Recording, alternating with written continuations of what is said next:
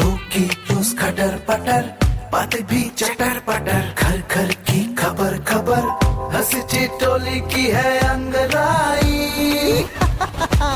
Radio Raju भाई, radio Raju भाई, radio Raju भाई, राज मिस्त्री का अपना रेडियो। नमस्कार दोस्तों, मैं हूँ राजू भाई और शुरू हो चुका है रेडियो राजू भाई, राज मिस्त्री का अपना radio, powered by UltraTech cement, देश का नंबर 1 सीमेंट। दोस्तों, शुरू करते हैं आज का शो आज के विचार से। स्वामी विवेकानंद जी कहते हैं, एक समय में एक ही काम करो और ऐसा करते समय अपनी पूरी आत्मा उसमें डाल दो और बाकी सब कुछ भूल जाओ। इनकी कहने का मतलब है कि आप अपना सारा ध्यान उसी काम पर केंद्रित कीजिए जिस काम को आप कर रहे होते हैं। इससे आपकी ईमानदारी और निष्ठा पूरी तरह से प्रखर रहेगी और सब कुछ बेहतर होगा। आज के विचार के बाद दोस्तों, अब समय हो चला है कि मैं आप सभी से दिल की बात करूं। जी हाँ, अभी अभी 15 अगस्त बीता है, तो बस दिल की बात में मैंने सोचा क्यों ना आप सभी से मैं इस विषय पर बात करूं कि अच्छा नागरिक होने का महत्व क्या है। हम सब क्या चाहते हैं? एक अच्छा नागरिक होना, है कि नहीं? तो क्यों ना अच्छा नागरिक बनने के बाद उससे क्या महत्व निकलता है, इस बात को समझें। अच्छा नागरिक ही देश को बनाता है समृद्ध और संगठित। किसी देश, राज्य व नगर में रहने वाले व्यक्ति का संबोधन नागरिक शब्द के रूप में किया जाता है। नागरिक एक ऐसा व्यक्ति है जिसे राज्य में रहने, नौकरी करने, व्यापार करने, संपत्ति रखने और स्वतंत्रता पूर्वक अपने विचार प्रकट करने का जन्म से ही अधिकार प्राप्त हो। किसी भी व्यक्ति को किसी देश में नागरिकता जन्मजात और रक्त संबंध से ही मिलती है या फिर एक जगह पर निवास करने, जमीन जायदाद खरीदने या विवाह उपरांत मिलती है। वास्तव में मनुष्य एक सामाजिक प्राणी है और यह दूसरे मनुष्यों के साथ मिलकर रहता है। विभिन्न संबंधों के आपस में जुड़े होने की प्रक्रिया ही नागरिक जीवन की आधारशिला है। देश से संबंधित होने पर ही व्यक्ति को नागरिक होने का श्रेय मिलता है। सही में व्यक्ति की अपनी निजी पहचान एक नागरिक के रूप में देश पर ही निर्भर करती है। नागरिक का अर्थ है, इसे हम देश के प्रति कर्तव्यों व अधिकारों से भी ले सकते हैं। हर देश में नागरिक के कुछ अधिकार हैं जो वहाँ के संविधान या कानून द्वारा उसे प्राप्त होते हैं। इन अधिकारों को प्राप्त करके व्यक्ति एक अच्छा जीवन व्यतीत करता है और देश का प्रतिनिधित्व भी।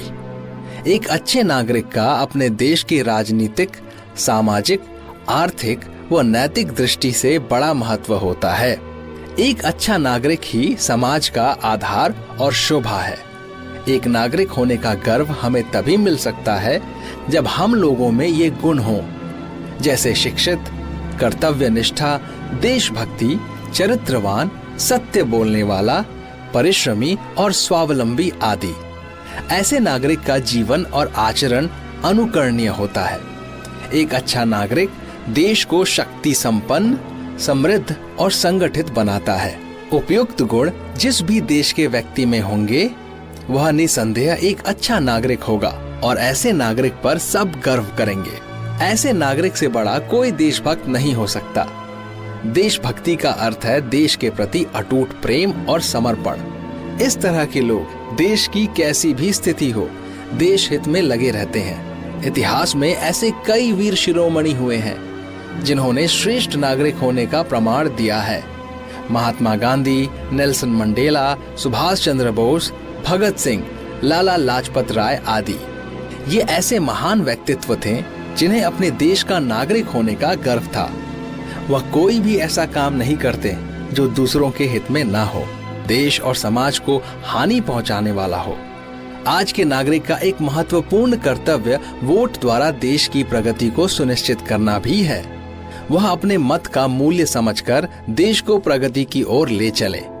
अंततः हम यही कह सकते हैं कि देश और नागरिक दोनों परस्पर एक दूसरे पर आश्रित हैं। कोई भी देश और नागरिक तभी गौरवान्वित हो सकता है जब एक नागरिक सच्चे अर्थों में देश के लिए अपने कर्तव्य और उत्तरदायित्व का पूर्ण रूप से निर्वाह करे, जिससे देश भी ऐसे नागरिक पर गर्व कर सके।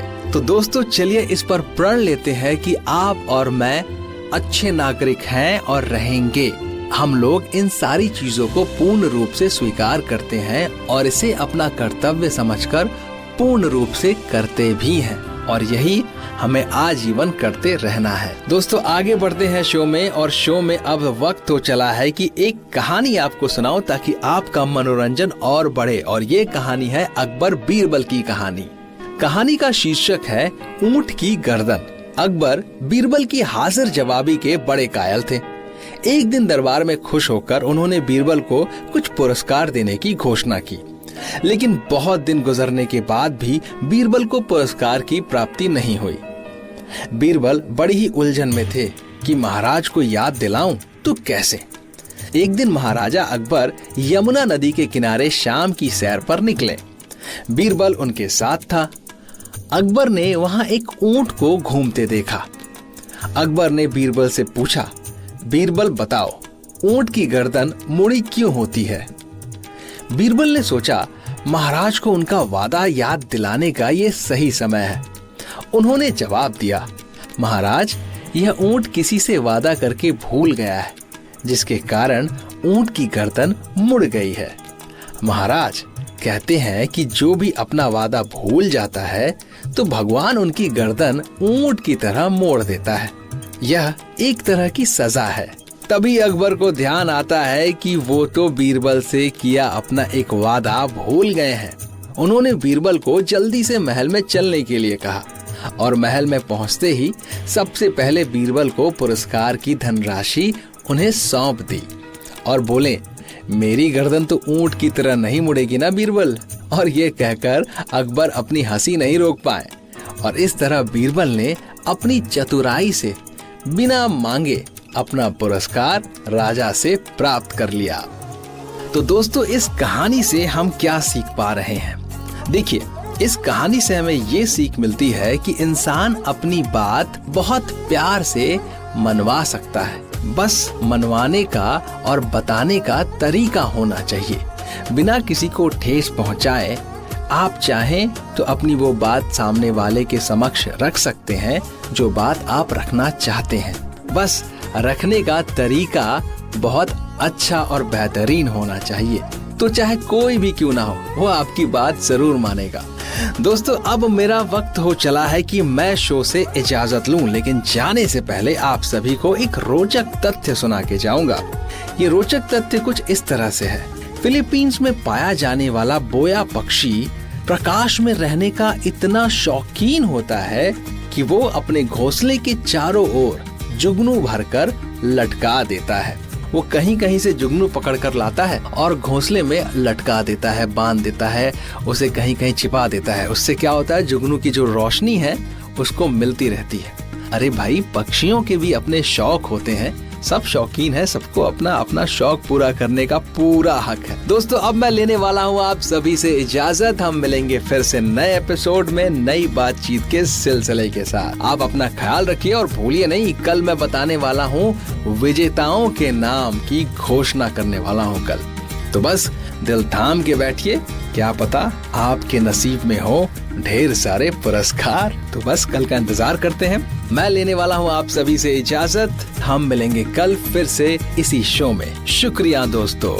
रेडियो राजू भाई, रेडियो राजू भाई, रेडियो राजू भाई, राज मिस्त्री का अपना radio. Brought to you by Ultratech Cement.